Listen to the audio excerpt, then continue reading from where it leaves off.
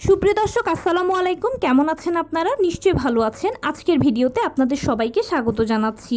আজকে আমি আপনাদের সাথে শেয়ার করব গর্ভের বাচ্চা বেশি নড়াচড়া করলে কি সমস্যা হয় বা এটা কিসের লক্ষণ। তাহলে চলুন মূল ভিডিওতে যাওয়া যাক।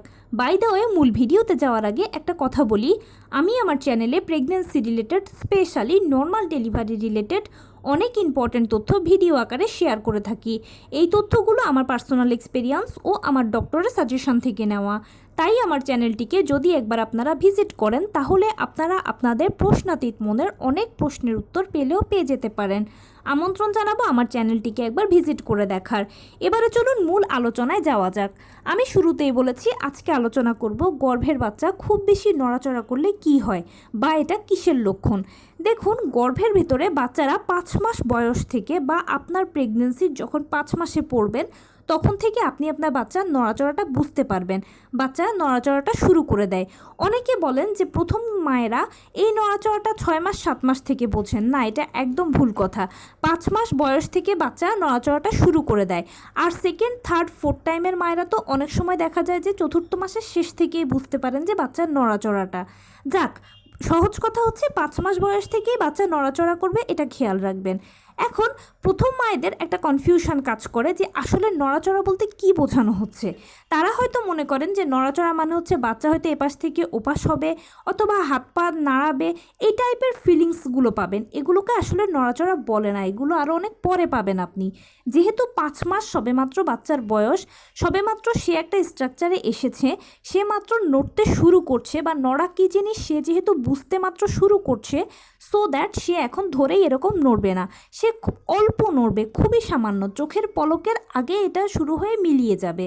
তো এই নড়াচড়াটা হচ্ছে কিছুটা শব্দ বা কিছুটা ফিলিংস। সেটা হতে পারে যে কেউ কেউ বলেন হয়তো বাতাসের মতো একটু বুদবুদ মনে হলো, বা হৃৎপিণ্ডের মতো একটু টিকটিক মনে হলো, বা ঘড়ির কাঁটার মতো একটু টিকটিক মনে হলো, বা প্রজাপতি উড়ে যাওয়ার মতো মনে হলো, বা ঢেউয়ের মতো মনে হলো। এক একজন এক এক ধরনের ফিলিংস পান, তবে যেটাই পাবেন সেটা খুব অল্প পাবেন, খুবই অল্প পাবেন। আর এই ধরনের ফিলিংসগুলো, বাতাসের বুদবুদ, প্রজাপতির উড়ে যাওয়া, ঘড়ির টিকটিক, এগুলোই হচ্ছে প্রথম দিকে বাচ্চার নড়াচড়া। তো এই নড়াচড়াটা অনেক সময় হয় কি যে প্রথম মায়েরা বিশেষ করে বুঝতে পারেন না।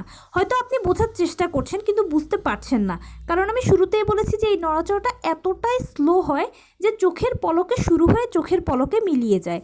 তো এই নড়াচড়াটা যখন প্রথম মায়েরা বুঝতে পারেন না তখন তারা কনফিউজড হয়ে যান যে আমার বাচ্চা কি নড়ছে না, আমার বাচ্চার কি কোনো সমস্যা হয়েছে। দেখুন, আপনার বাচ্চার হয়তো কোনো সমস্যা হয়নি, ওই যে বললাম যে নড়াচড়াটা খুব অল্প হওয়ার কারণে আপনি বুঝতে পারছেন না। এক্ষেত্রে করণীয় হচ্ছে ধৈর্য ধরে একটু সময় নিয়ে আস্তে আস্তে আস্তে আস্তে বোঝার চেষ্টা করবেন। এবারে বলছি নড়াচড়া গোনার কথা।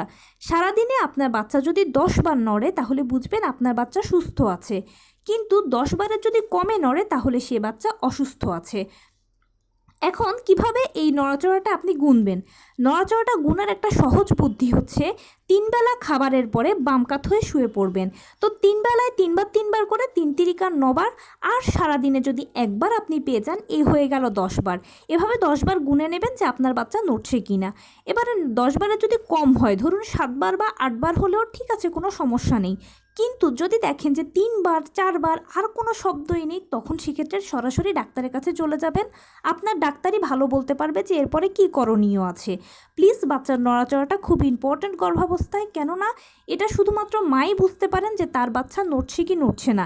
বাচ্চার নড়াচড়াটা এতটাই গুরুত্বপূর্ণ যে এটার উপরে বাচ্চার জীবন মরণও নির্ভর করে। তাই প্রথমেই ধৈর্য ধরে চেষ্টা করবেন নড়াচড়াটা বোঝার।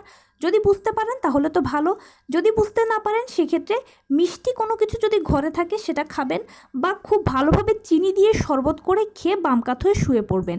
কেননা মিষ্টি জাতীয় খাবার খেলে বাচ্চারা একটু ভালো করে নড়াচড়া করে। তো এভাবে বাচ্চার নড়াচড়াটা না বুঝতে পারলেও এই টেকনিকটা অ্যাপ্লাই করতে পারেন।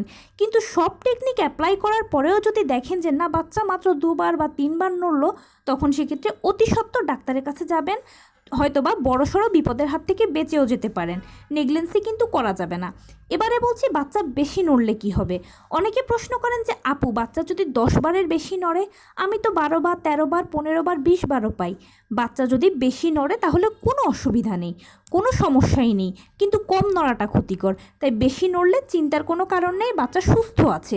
তবে আরেকটা কথা, যদি দেখেন যে না অনেক অনেক অনেক মারাত্মক বেশি হচ্ছে, যে বেশিতে একেবারে অস্বাভাবিক লাগছে আপনার কাছে, তখন সেক্ষেত্রে একবার ডাক্তারের সাথে যোগাযোগ করে নেবেন।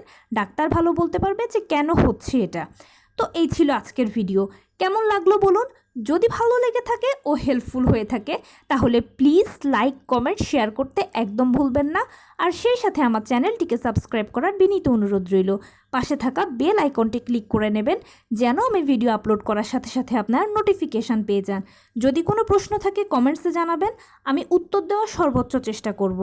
আর তার পাশাপাশি যদি কোনো পরামর্শ থাকে যে কোন বিষয়ের উপরে ভিডিও করলে আপনাদের সুবিধা হবে জানাবেন, আমি আপনাদের পছন্দের সর্বোচ্চ প্রায়োরিটি দেব। ভালো থাকবেন, সুস্থ থাকবেন। আসসালামু আলাইকুম।